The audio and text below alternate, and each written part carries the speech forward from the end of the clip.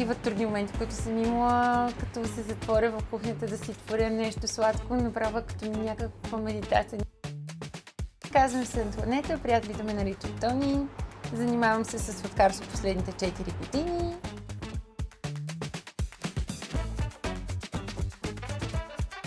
Брауните и планини, защото това са моите две най-големи страсти. Това са две неща, които имат много общо за мен. И двете са изключително предизвикателни и двете ме карат да се чувствам много спокойна.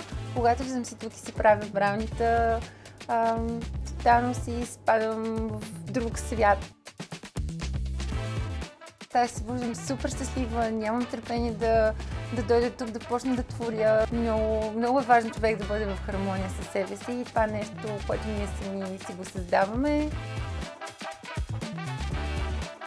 Такива трудни моменти, които съм имала, като се затворя в кухнята да си творя нещо сладко, направя като някаква медитация.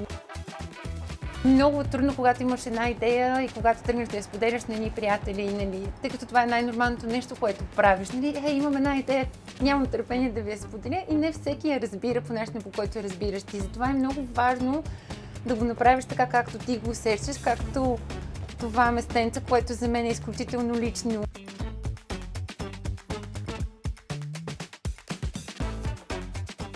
За мен успеха е да се събуждам щастлива.